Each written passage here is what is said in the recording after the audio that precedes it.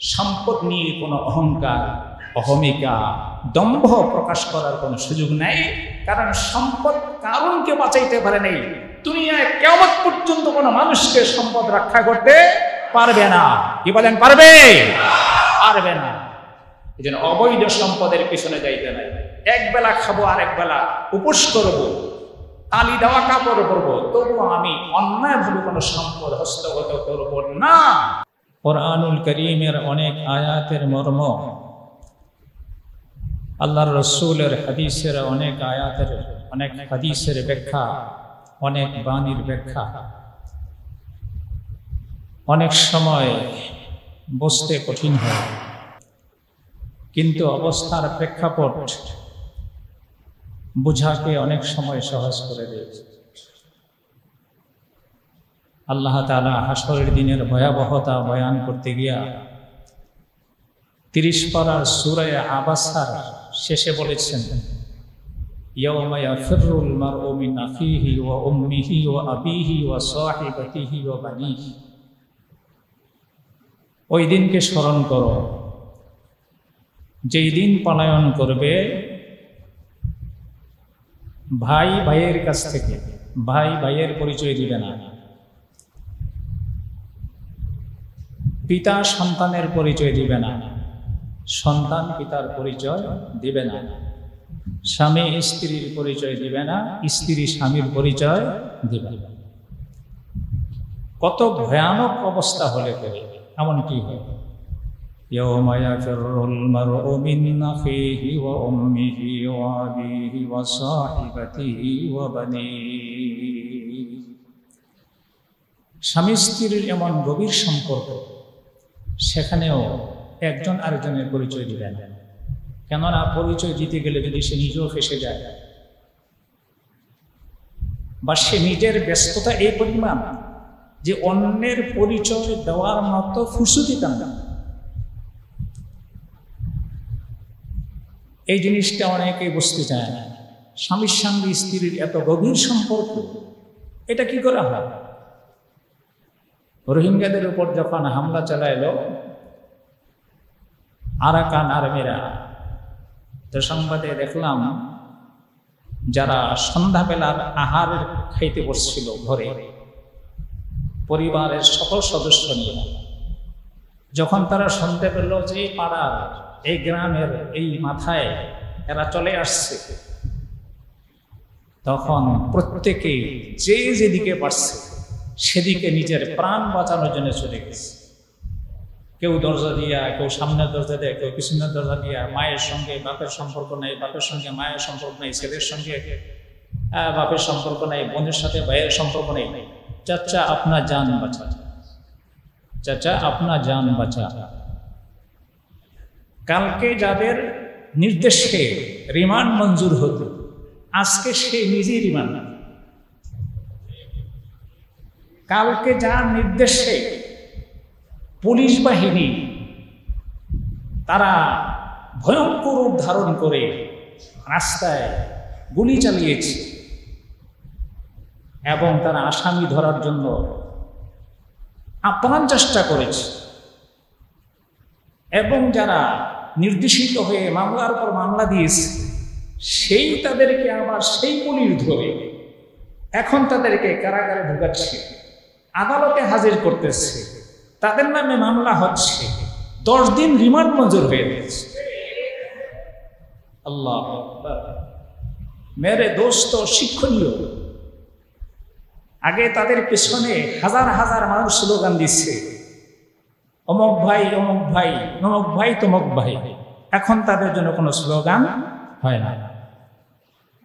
তাহলে এই দুনিয়ার একটা সামান্য জায়গায় যদি পরিস্থিতির পট পরিবর্তনে এমন একটা রূপ ধারণ করতে পারে যে এখন পরিচয়টা পর্যন্ত বহন করে না। আমাকে ফোন দিয়ে বলে, হুজুর আমি তো আসলে আগে অমুক ছিলাম, মাঝখানে একটু মিলেমিশে ছিলাম আর কি। আরেকজনে ফোন দিয়ে বললো, আমি তো আগে অমুক ছিলাম, মাঝখানে একটু ওইদিকে সেদিকে ছিলাম, আমি কিন্তু এরকম। তার মানে এখন সেটা আসল পরিচয়টাকে গোপন করার জন্য অতীতে কি ছিল সেই সমস্ত পরিচয় তুলে ধরার চেষ্টা করছে। তার মানে এখন যদি সে তার প্রচলিত পরিচয় প্রকাশ করি, তাহলে হয়তো বা সে কোনো সমস্যায় পড়বে। আমরা যেহেতু মিম্বরে থাকি, এখন আমাদের সঙ্গে শেয়ার করলে হয়তো জিনিসটা হালকা হয়, মনটা একটু পাতলা হয়, সেজন্য আমাদের কাছে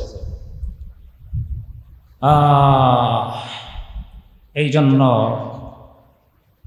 আসলে ইসলামী শরীয়ত যে কথা বলছে, যারা দায়িত্ব চায় তাদেরকে দায়িত্ব দিবা না, যারা দায়িত্ব নিতে চায় না তাদেরকে ডেকে এনে দায়িত্ব দাও। আল্লাহ পাকের সহানুভূতি তাদের প্রতি থাকে। ক্ষমতা কোনো লোভনীয় জিনিস না, ক্ষমতা হচ্ছে একটা গুরু ভার দায়িত্ব, যেটার জন্য জাতির কাছে যেমন জবাবদিহি করতে হয়, তার চেয়ে বেশি জবাবদিহিটা আল্লাহ পাকের কাছে করতে হয়।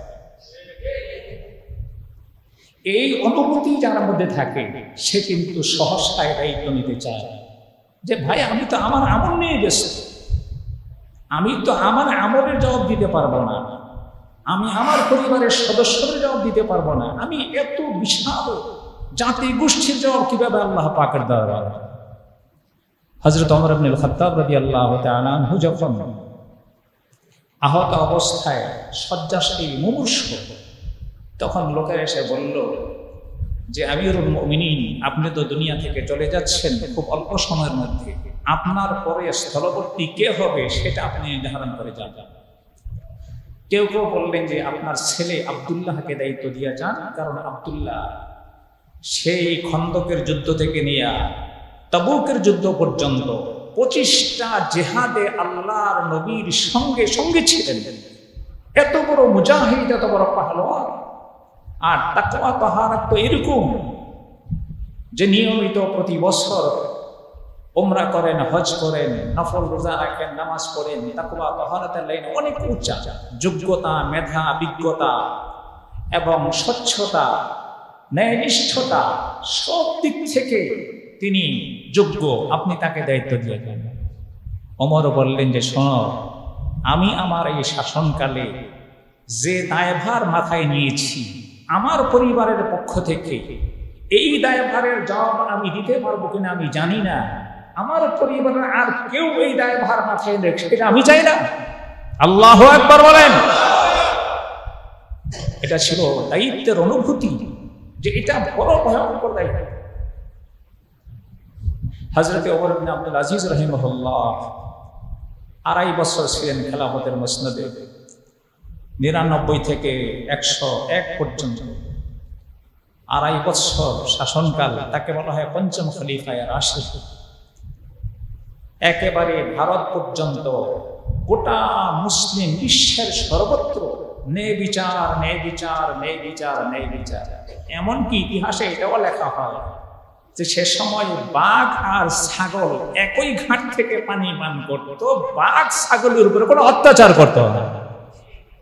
ইনসাফের প্রভাব এই পরিমাণ করছে। কিন্তু সে ওমর ইবনে আব্দুল আজিজ রাহিমাহুল্লাহ যেদিন ওনাকে দায়িত্বভার দেওয়া হয়, তার আগে দায়িত্বপ্রাপ্ত ছিলেন আমিরুল মুমিনিন আব্দুল মালিক ইবনে মারওয়ান। আব্দুল মালিক ইবনে মারওয়ান হচ্ছেন মারওয়ানের ছেলে। মারওয়ান হচ্ছেন তৃতীয় খলিফায়ে রাশিদ ওসমান ইবনে আফফান রাদিয়াল্লাহু তাআলা আনহু আপন চাচাতো ভাই। হযরত মুআবিয়া রাদিয়াল্লাহু তাআলা আনহু প্রথম তিনি খলিফা ছিলেন। মুআবিয়া রাদিয়াল্লাহু তাআলা আনহুর ইন্তেকালের পরে তার ছেলে ইয়াজিদ দায়িত্বে ছিলেন 2-3 বছর। ইয়াজিদের মরার পরে ইয়াজিদের ছেলে মুআবিয়া, উনি ছিলেন 6 মাস। মুআবিয়ার ইন্তেকালের পরে এরপরে কাকে দায়িত্ব দেওয়া যায়, এখন দায়িত্বশীল খুঁজে পাওয়া যাচ্ছে না। হযরত আব্দুল্লাহ ইবনে জুবাইর রাদিয়াল্লাহু তাআলা আনহু তখন তিনি মক্কা এবং মদিনার গভর্নর হিসেবে দায়িত্ব পালন করতেছেন। তাকে আহ্বান করা হলো দামেস্কে। তিনি বললেন যে আমি ক্ষমা চাই। তখন শেষ পর্যন্ত মারওয়ান দায়িত্ব নিলেন। মারওয়ানের ইন্তেকাল হয়ে গেলে মারওয়ানের ছেলে 2 জন, একজন হচ্ছে আব্দুল মালিক ইবনে মারওয়ান, আরেকজন হচ্ছে আব্দুল আজিজ ইবনে মারওয়ান। আব্দুল মালিক ইবনে মারওয়ান তিনি হাদিসের একজন পণ্ডিত ছিলেন, ইতিহাসের একজন বিজ্ঞ ব্যক্তি ছিলেন, অনেক যোগ্য লোক ছিলেন। দোনো ভাই যোগ্য লোক ছিলেন। এই দোনো ভাই ইমাম মালিক রাহমাতুল্লাহি আলাইহির সমসাময়িক। মদিনার মসজিদে তাদেরকে বিশেষভাবে ইসলামী জ্ঞান গরিমায় গড়ে তোলা হয়েছে। আব্দুল মালিক ইবনে মারওয়ান তিনি দায়িত্বপ্রাপ্ত হলেন।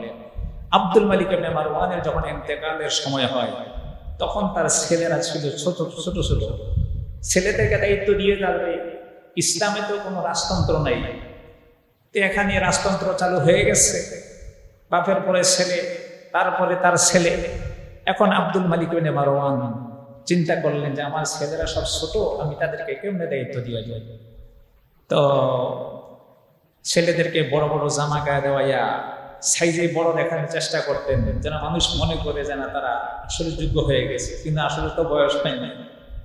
শেষ পর্যন্ত প্রধানমন্ত্রী ছিল রজা ইবনে হায়াত। রজা ইবনে হায়াত প্রধানমন্ত্রী একটা পরামর্শ দিলেন যে আমিরুল মুমিনিন একটা কাজ করেন, আপনি আপনার ভাতিজা, তার মানে আব্দুল আজিজের ছেলে ওমর, ওমরকে আপনার এই জায়গায় আপনি দিয়া যান। কারণ ওমরের মতো এত যোগ্য, এত ন্যায়পরায়ণ, এত মুত্তাকি, এত পরহেজগার, প্রশাসনিক ক্ষমতা সম্পন্ন ব্যক্তি আর নাই। তবে এই শর্তে দিয়া যান যে তারপরে আপনার ছেলেরা বড় হয়ে যাবে, আপনার ছেলেকে দায়িত্ব দিয়ে যাবে। ওমর ইবনে আব্দুল আজিজ জানেন না আব্দুল মালিক ইবনে মারওয়ানের মৃত্যুর খবর এখনো প্রকাশ করা হয়নি, এখনো গোপন রয়েছে। জনগণ এখনো জানে না যে আব্দুল মালিক মারা গেছে। জানলে তো একটা হইচই শুরু হয়ে গেল, আমাদের প্রধানমন্ত্রী চলে গেছেন, এটা কিন্তু অনেক সঙ্গী সাথীরা জানেন না। প্রেসিডিয়ামের 50 সদস্যের প্রেসিডিয়াম আওয়ামী লীগের, এর মধ্যে উল্লেখযোগ্য কয়েকজন সদস্যের সাথে আমার যে কোনোভাবে একটা সম্পর্ক। আমাকে ফোন করে মাধ্যমে আমি জানতে পারলাম, তারা দুঃখ প্রকাশ করে বললেন যে ম্যাডাম চলে যাবেন, এই কথা যদি আমরা সকালেও জানতে পারতাম তাহলে তো আমরা রাস্তায় এতটা রক্তপাত করি না, নিজেরা আহত হলাম, অন্যদেরকে আহত করলাম। তাই আমি বললাম শোনেন, মনে কষ্ট নিয়েন না, আমি একটা হাসির গল্প শোনাই, হাসির গল্প শোনাই, এতে মনের কষ্ট দূর হবে। এক মসজিদে একজন ইমাম সাহেব ছিলেন, অনেক দিন পর্যন্ত ইমামতি করেন, অনেকেরই পছন্দের পাত্র, আবার কিছু কিছু লোক সমালোচনাও করে। একদিন ইমাম সাহেব নামাজের সেজদায় গেলেন, সেজদায় যাওয়ার পরে তো আর মাথা তোলেন না, মাথা তোলে না। মুসল্লিরা সুবহান রাব্বিয়াল আলা পড়তে পড়তে পড়তে পড়তে পড়তে একদম বেকায়দা অবস্থা। যারা বয়স্ক লোক ছিল তারা তো অধিক, আর কত। পরে একান্ত ঘনিষ্ঠ যে পিছনে ছিল সে একটু মাথা উঁচু করল, উঁচু করে দেখলো যে হায় হায়, যায় না আমাদের ইমাম সাহেব নাই। এখন সে উঠা বলল যে মুসল্লিয়ানে কেরাম, অত্যন্ত পরিতাপের বিষয়, আপনারা মাথা তুলো, ইমাম সাহেব নেই। এখন তারা বলল যে ইমাম সাহেব কি আমাদের জিন, যে হঠাৎ করে তিনি উদয় হয়ে গেলেন? কেউ কেউ বললো জিন কিনা, আরেকজন বলল যে না, ওনার হয়তো অজু ভেঙে গেছিল, যার কারণে তিনি অজু বানাইতে গেছেন। অপরজন বলল যে না, অজু বানাইতে যাওয়ার সিস্টেম আছে, পিছনের একজন মুসল্লিকে ডাক দিয়া নিজের জায়গায় দাঁড় করাইয়া এরপরে উজু করতে যাওয়া যায়। ইমাম সাহেবের তো এই মাসলা জানা আছে, তাহলে উজু আসলে নামাজের ভিতরে ভাঙে নাই, তাহলে কোন সময় ভাঙছে? তাহলে উজু ছাড়াই নামাজ শুরু করছে। বাকিরা বললা তাহলে আজকের নামাজ উজু ছাড়া শুরু করলে আগের নামাজ উজু ছিল, তাহলে পিছনের দিন নামাজের কি ছিল না, উজু ছিল। এখন দেখেন একজন ভালো ইমাম, অনেক মানে জনপ্রিয়, কিছু ভুল ত্রুটি তো মানুষের থাকে, এখন বেকায়দায় পড়ার কারণে এখন নানান মন্তব্য।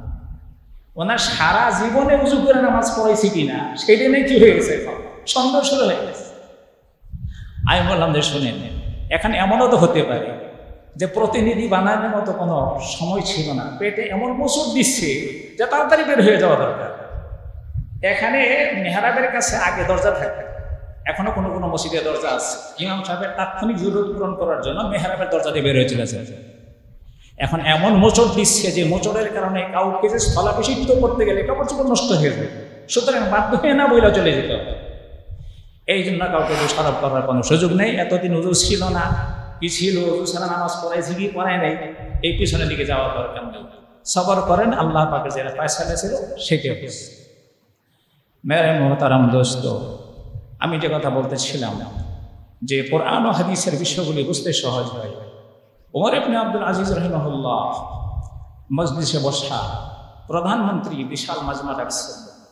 মাজমা ডেকে বলছেন যে সম্মানিত উপস্থিতি, আমাদের আমিরুল মুমিনিন আব্দুল মালিক ইবনে মারওয়ান কিছুক্ষণ আগে তার ইন্তেকাল হয়েছে।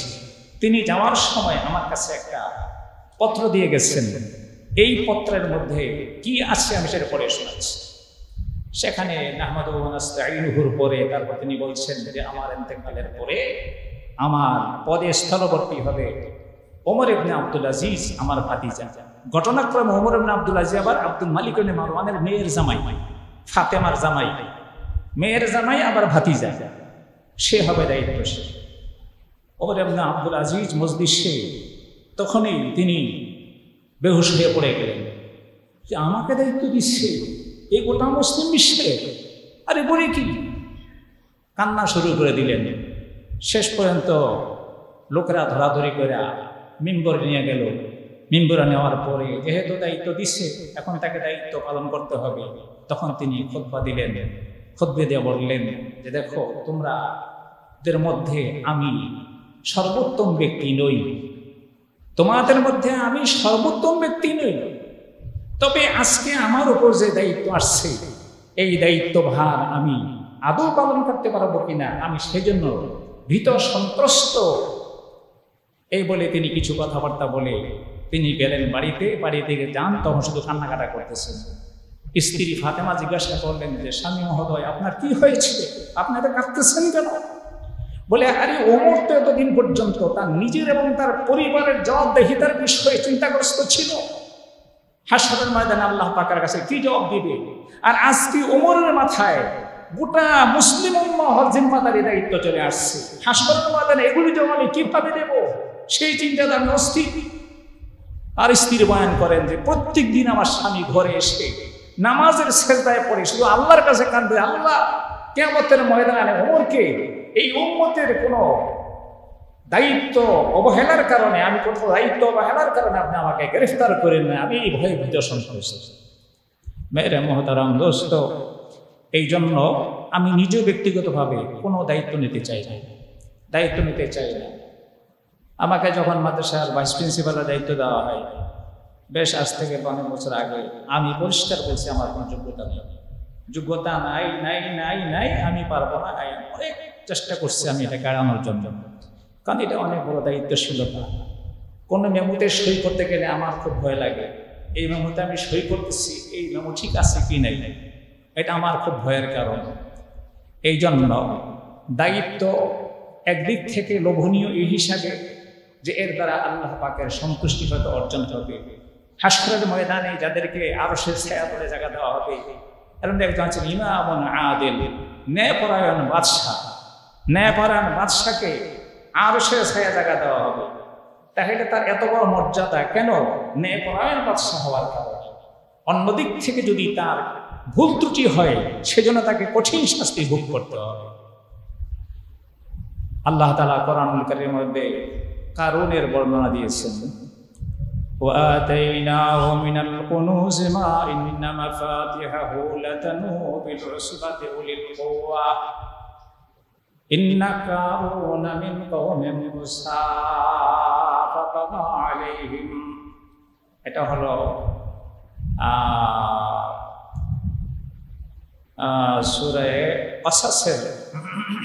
সূরাতুল কসাসের ৭৬ নম্বর আয়াত।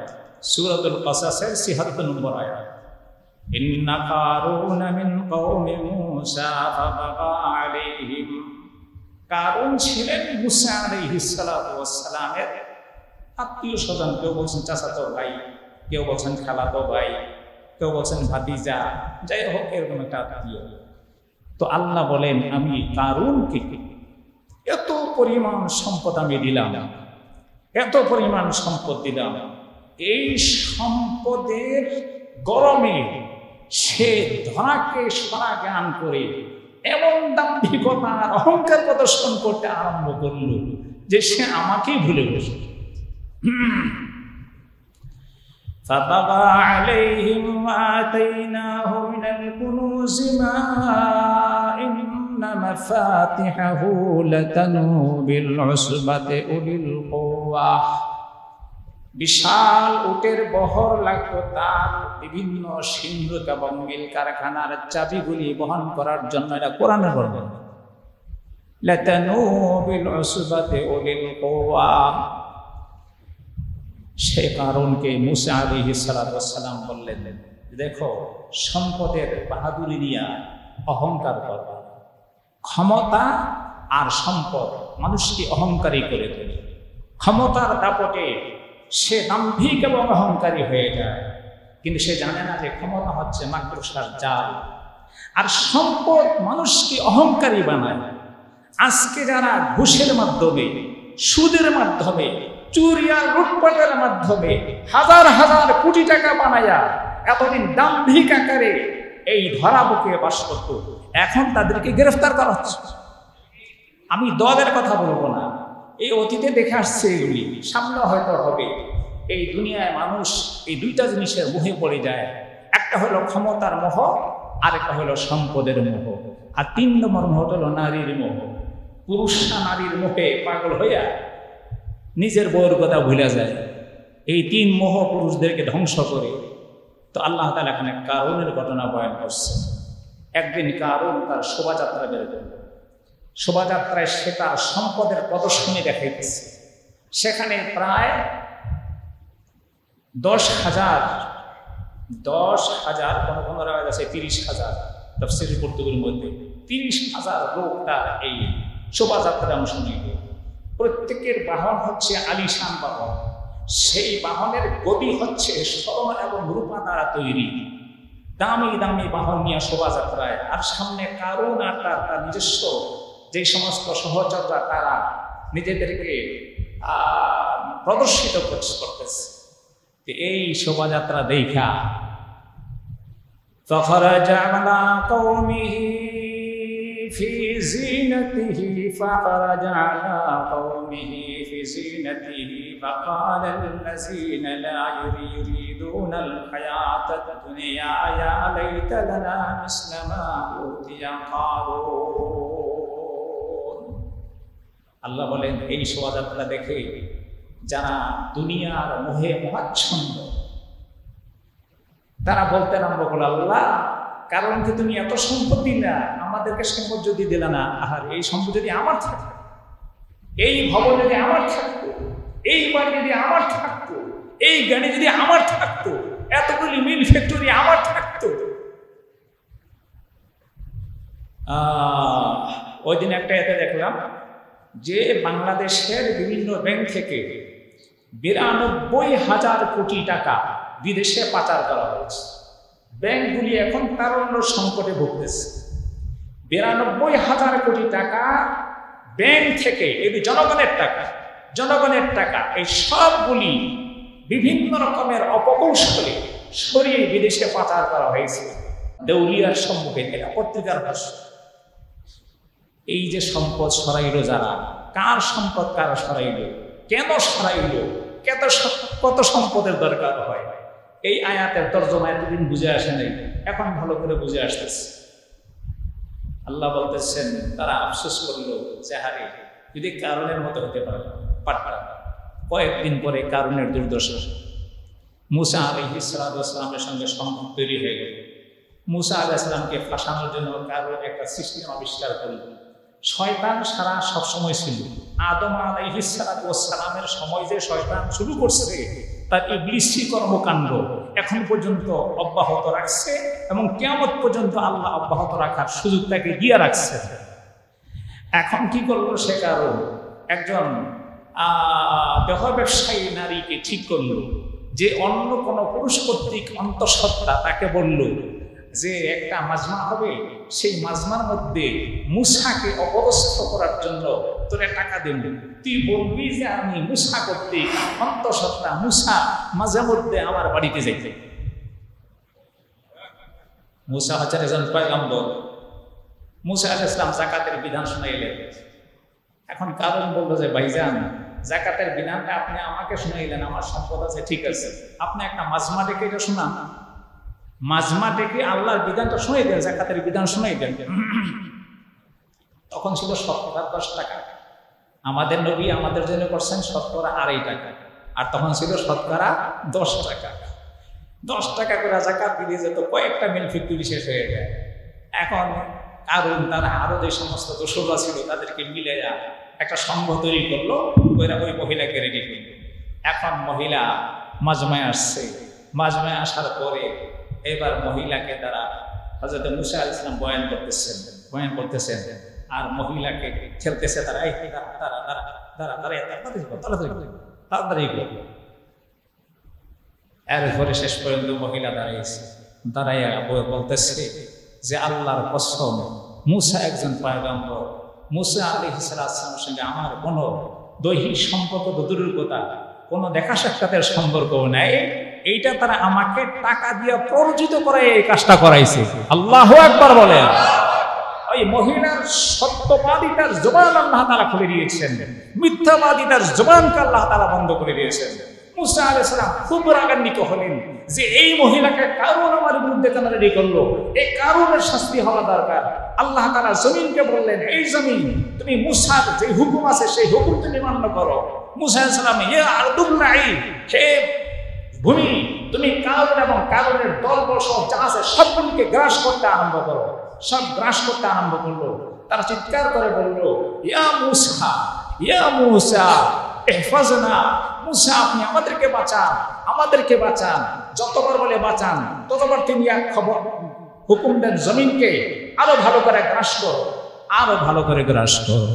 তাফসীর কুরতুবীতে আছে, সব যখন জমিনের তলে চলে গেল তখন আল্লাহ তাআলা মুসাকে ডাইকা বলেন যে মুসা তোমার মন এত শক্ত, এত শক্ত, এই গোলামগুলি যদি একবার আমি আল্লাহর কাছে আশ্রয় প্রার্থনা করতো তাহলে আমি তাদের সকলের জন্য নাজাতের ব্যবস্থা করে দিতাম। মেরে মহতারাম দোস্ত, এখন যখন মুসা এই কারণের এই দুর্দশা, তখন বাকি সবাই বলছে আল্লাহ আমি যে এত সম্পদের মালিক হইনি, অনেক ভালো হয়েছি, সম্পদের মালিক হয়ে তো বিপদে পড়ছি, আমাদের সম্পদ কম, আমি বেশ ভালো আছি, কম খেয়ে কম নিয়ে আমি আরামে ঘুমাইতেছি, স্বাচ্ছন্দ্যে ঘুমাইতেছি, আজকে কারণের মতো সম্পদ হইলে পড়ে আমার কি অবস্থা। তাহলে বোঝা গেল সম্পদ নিয়ে কোনো অহংকার, অহমিকা, দম্ভ প্রকাশ করার কোনো সুযোগ নাই, কারণ সম্পদ কারণকে বাঁচাইতে পারে নাই। দুনিয়ায় কিয়ামত পর্যন্ত কোনো মানুষকে সম্পদ রক্ষা করতে পারবে না। কি বলেন, পারবে? পারবে না। এই জন্য অবৈধ সম্পদের পিছনে যাইতে নাই। এক বেলা খাবো আর এক বেলা উপোস করবো, তালি দেওয়া কাপড় করবো, তবুও আমি অন্যায়ভাবে কোনো সম্পদ হস্তগত করবো না, অন্যায়ভাবে কোনো ফাইলে আমি সই করব না। এই আকীদা বিশ্বাস আমাদের রাখতে হবে। আমি এখানে অনেকগুলি চেহারা দেখতেছি যারা অত্যন্ত অনেস্ট, সারা জীবন তারা সরকারের বড় বড় পদে চাকরি করছেন, কিন্তু 1 পয়সা হারাম তারা স্পর্শ করেন, জীবন কষ্ট অতিবাহিত করেছেন, এখনো অতিবাহিত করতেছেন। তাদের কোনো ব্যাংক অ্যাকাউন্ট নেই, দেখলে মনে হয় যে অনেক বড় লোক, ব্যাংক অ্যাকাউন্ট নেই, টাকায় দেয় অন্ধভুক্ত। সারা কিয়ামত পর্যন্ত আল্লাহ তাআলা এরকম ভালো লোকদেরকে রাখবেন, আর দুনিয়া এদের কারণে টিকে থাকবে। মেরে মুহতারাম, আব্রাহা বাদশাহ আক্রমণ করতে আসছিল কাবা ঘরকে। এই ঘটনা আমরা সবাই জানি, কিন্তু শিক্ষা আমরা নেই। আব্রাহা বাদশাহ ভাবছে যে আমি নিয়ে যাব হাতি, আর মক্কাওয়ালাদের কাছে কি আছে? উট, ঘোড়া, ছাগল। এই ছাগল, ঘোড়া আর উট দিয়ে বুঝি আমার মোকাবেলা করবে। অনেক লম্বা ঘটনা। আব্রাহা আসলো বিশাল হস্তি বাহিনী নিয়ে। আব্রাহা ইয়ামানের একজন দুর্দণ্ড প্রভাবশালী বাদশাহ। সেখানে একটা গির্জা তৈরি করেছে এবং সেটাকে কাবাঘরের বিকল্প বানিয়েছে। সে কাবাঘরের পরিবর্তে এখানে মানুষকে হজ করার জন্য আহ্বান করতেছে। সে ছিল খ্রিস্ট ধর্মাবলম্বী, তার আসল বাড়ি ছিল ইয়ামানে। ইয়ামানের তার আসল বাড়ি ছিল ইথিওপিয়ায়, আগে যেটাকে আবিসিনিয়া বলা হতো, হাফসা বলা হতো, হাফসায় ছিল। অনেক লম্বা ঘটনা। শেষ পর্যন্ত আসলো নবী আলাইহিস সালাতু ওয়াস সালামের দাদাকে খবর দেওয়া হলো। দাদার নাম আব্দুল মুত্তালিব। আব্দুল মুত্তালিবের 200 উট চারণভূমিতে বিচরণ করতেছিল। এগুলি যারা নিয়ে গেল আব্রাহা বাদশাহর সৈন্যরা। এরপরে আব্রাহা বাদশাহ এসে জিজ্ঞাসা করলো যে মক্কার নেতৃস্থানীয় ব্যক্তিকে, সম্ভ্রান্ত ব্যক্তিকে। সবাই বলল যে আব্দুল মুত্তালিব হচ্ছেন সম্ভ্রান্ত ব্যক্তি, উনি অনেক বড় দানবীর, কাবা ঘরের পাহারাদার এবং তিনি সম্পদশালী ভদ্রলোক। বলে ওনাকে ডাকো, ওনার সঙ্গে আমি কথা বলি। আব্রাহা বাদশাহ গেল। আব্রাহা বাদশার সামনে তিনি গেলেন। সরাসরি দেখে আব্রাহা বাদশাহ খুব প্রভাবিত হলেন। আব্দুল মুত্তালিব সাহেবের চেহারার মধ্যে সেই নূর চমকাইতেছিল, যে নূর জনাবে মুহাম্মদুর রাসূলুল্লাহ সাল্লাল্লাহু আলাইহি ওয়াসাল্লামের ছিল, যার কারণে আব্রাহা বাদশাকে দেখেই তিনি প্রভাবিত হলেন এবং তিনি তার পাশের চেয়ারে বসতে দিলেন। এবার বললেন যে আপনার সাথে আমি কিছু কথা বলতেছি। তো শেষ পর্যন্ত নবীজির দাদা শুধু এই কথাই বললেন যে আপনি আমার 200 উট গ্রেফতার করে নিয়ে আসছেন, আপনার লোকেরা, এগুলি আমি ফেরত চাই, আমার অন্য কোনো চাহিদা নাই। তিনি অবাক হলেন যে আপনি কাবাঘরের মোতাওয়াল্লি, আপনি পুরা মক্কার একজন নেতৃস্থানীয় ব্যক্তি, সম্ভ্রান্ত ব্যক্তি, সকলের সর্দার, আমি আপনার কাবাঘর তছনছ করতে আসছি, আপনি কাবাঘর সম্পর্কে কোনো আপিলের দরখাস্ত না করে আপনি আপনার উটের জন্য দরখাস্ত করছেন। তিনি বলছেন যে আনা রব্বুল ইবিল, আমি হচ্ছি উটের মালিক, ও রব্বুল বাইতি আল্লাহ, আর এই বাইতুল্লাহ রব্বুল কাবা দি আল্লাহ, আর কাবার রব হচ্ছেন আল্লাহ। সুতরাং আমি আমার মালিকানা বস্তুর জন্য বেঁকিয়ে ব্যস্ত, আর কাবা ঘরের হেফাজতের জন্য আল্লাহই যথেষ্ট। এবারে কি করলো? আগাইলো। আব্রাহা তো মনে করছে যে এখন আমি কাবা ঘর তছনছ করে ফেলবো, লন্ডমন্ড করে ফেলবো, সামনে যারা আসবে সকলকে একেবারে কচুকাটা করে ফেলবো। আব্দুল মুত্তালিব বললেন আমরা প্রতিহত করতে পারবো না, প্রতিহত করার ক্ষমতা আমাদের নাই। কাবা ঘরের সামনে গিয়ে হাত তুলে আল্লাহর কাছে দোয়া করলেন, আল্লাহ এই ঘরের মালিক তুমি তোমার ঘরকে হেফাজত করো, আমি এইটুকু দোয়া তোমার কাছে চাই। এই বলে তারা চলে গেল দূরের একটা পাহাড়ে। আল্লাহ তাআলা কি করলেন? পাঠিয়ে দিলেন ছোট ছোট পাখি, যেই পাখিদের প্রত্যেকের 3টা করে ছিল দানা, এক একটা দানা মসুরির ডালের মতো, একটা ছিল চঞ্চুচে আর 2টা ছিল 2 পায়ের মধ্যে। এই মোট 3টা করে দানা আল্লাহ তাআলা এক একটা পাখির মধ্যে দিয়ে দিলেন। আলাম তারা কাইফা ফাআলা রাব্বুকা বিআসহাবিল ফিল আলাম ইয়াজআল কাইদাহুম ফি তাদলিল ওয়া আরসালা আলাইহিম তায়রান আবাবিল। আবাবিল কোনো পাখির নাম না, আবাবিল কোনো পাখির নাম না। আমি গত কয়েকদিন আগে মসজিদ ইন্টারভিউ দিয়েছিলাম খতিবের, ইমামের। আমি জিজ্ঞাসা করলাম, আল্লাহ 1-2 জন ছাড়া বাকি কেউ বলতে পারবো না আবাবিল। সবাই বললো আবাবিল পাখির নাম, আবাবিল পাখির নাম। তারা লেখাপড়া করছে, এটা শুনে নেই। আবাবিল শব্দের বাংলা অর্থ হচ্ছে ঝাঁকে ঝাঁকে। আবাবিল শব্দের অর্থ হইল ঝাঁকে ঝাঁকে, ছোট পাখি পাড়াই দিচ্ছেন না তার ঝাঁকে ঝাঁকে। এই ঝাঁকে ঝাঁকে পাখি এইভাবে একটা একটা মুসুরির ডাল ফেলতে আরম্ভ করলো, যার মাথায় পড়ে সেই পড়ে যায়, যার মাথায় পড়ে সেই পড়ে যায়, হাতির উপর পড়লে পরে হাতি পড়ে যায়। এইভাবে আব্রাহা বাদশাহ যত সৈন্য ছিল সব শেষ হইয়া আব্রাহা বাদশাহ মরে নাই, আহত হইয়া রওনা করছে। কারণ হঠাৎ করে মরে গেলে তো সমস্যা, এই জন্য আহত হইয়া কষ্ট পাইয়া অনেকদিন কষ্ট পাওয়ার পরে মরবে, এটা আল্লাহ পাকের ফয়সালা। তাহলে বোঝা গেল এই হাতির দম্ভ নিয়া আব্রাহা বাদশাহ নিজের ক্ষমতা ঠিক রাখতে পারে নাই। আল্লাহ পাকের কাছে সারেন্ডার করতে হবে। দুনিয়ার কোনো ক্ষমতা মানুষকে হেফাজত করতে পারবে না, তার ইজ্জত সম্মান রক্ষা করতে পারবে না, সম্পদ তার ইজ্জত সম্মান রক্ষা করতে পারবে না। ইজ্জত সম্মান আর সবকিছু রক্ষা করার একমাত্র মালিক কে? আল্লাহ।